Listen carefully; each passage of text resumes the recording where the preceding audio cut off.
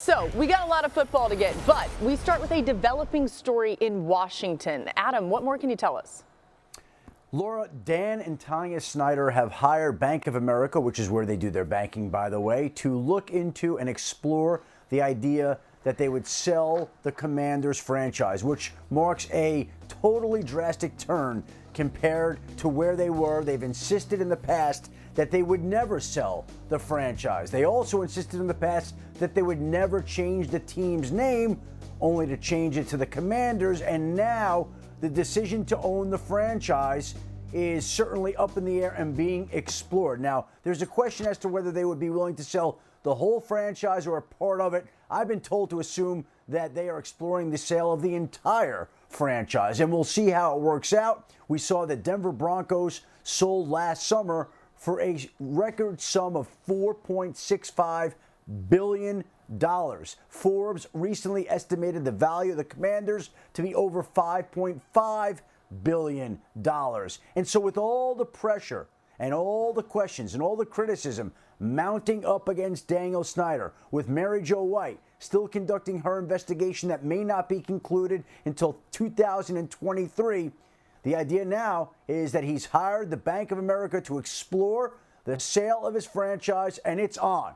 It certainly looks like there's momentum building and will not stop until there is a new owner in Washington. More on this story and more from Adam throughout the show. A Commanders spokesperson released the following statement on behalf of the team, saying, quote, "The Snyders remain committed to the team, all of its employees and its countless fans, to putting the best product on the field and continuing the work to set the gold standard for workplaces in the NFL." Let's take a look at the timeline of events that led to today's news. It began back in August of 2020 when a claim against Snyder alleged that 42 women in the organization faced sexual harassment in the workplace. A few months later, news came out that back in 2009, the organization reached a $1.6 million settlement with an employee who accused Snyder of sexual misconduct. Last year, Washington was fined $10 million following an investigation into the team's workplace culture.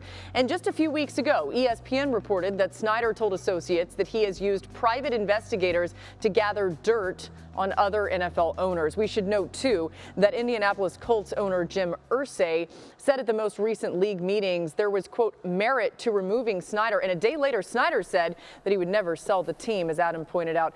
Marcus, what are your thoughts on what's going on in Washington? Place your eyes squarely on October 13, 2022, when Irsay and these owners and all of those statements were made about private investigators, because then to the other owners in the NFL, this became about business. This became about your positioning in the marketplace, a black eye for the NFL, and that is the part that really probably moved this forward. Now that we're hearing that Dan and Tanya Snyder are looking to sell, but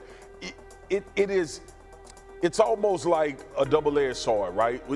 This conversation has been ongoing about the Washington Commanders. This conversation has been ongoing about Dan Snyder. It's been ongoing about the workplace culture. Still investigations going, as Schefter alluded to, but the one that really is probably brought it down and put real pressure is when we saw Irsay speak after the owners meeting. And then I'm sure most of these owners got together, or some of them, prominent ones, had conversations about how this reflects on them as individuals and owners. So I think October is when this really got sped up and the conversation about Dan Snyder selling really escalated. Marcus and Adam are both right in terms of their assessment of what's going on with the Washington Commanders, but you got to look at it from this standpoint as well. When you got 32 owners and all of them can't agree on things at a certain level, you're going to have a fraction of guys that be able to go to him. They're still somewhat, I guess, friends or whatever you want to call it, colleagues, to be able to tell him, hey, this certainly isn't the way that the National Football League wants to be. They don't want this black eye to continue to hover over the organization. The key thing for me, though, is where do you go now as an organization? We saw the Denver Broncos explore the opportunity for a minority owner. They missed on that. They decided to go in another direction because the checkbook, quite frankly, was able to write the check and become big. Will Washington be the first team to really, I'm talking about really, look at the minority candidates, and I'm talking when I say minority, African Americans in the National Football League that have been trying to buy teams for countless years. Will this be the opportunity for that?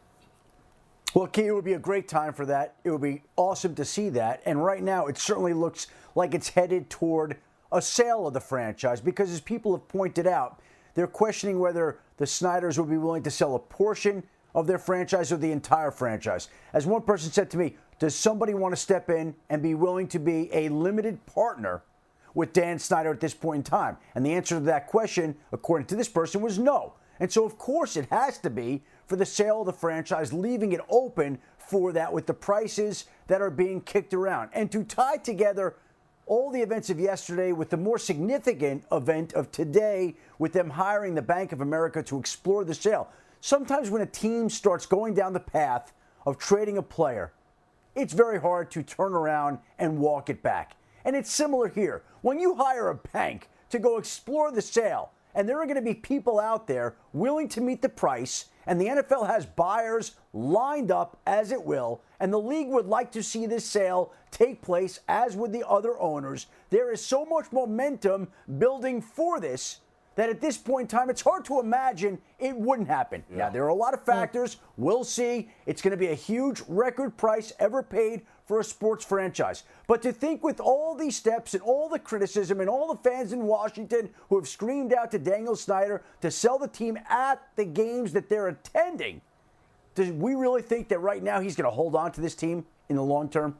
Yeah, it certainly doesn't feel that way. And as you guys have pointed out, Dan Snyder is still under investigation for the allegations that have been put out there about him. And also, as Adam said, we're talking about the price of the team and record price. Forbes estimating the Commanders worth at least $5.5 billion.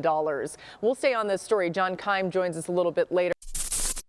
Thanks for watching ESPN on YouTube. For live streaming sports and premium content, subscribe to ESPN+.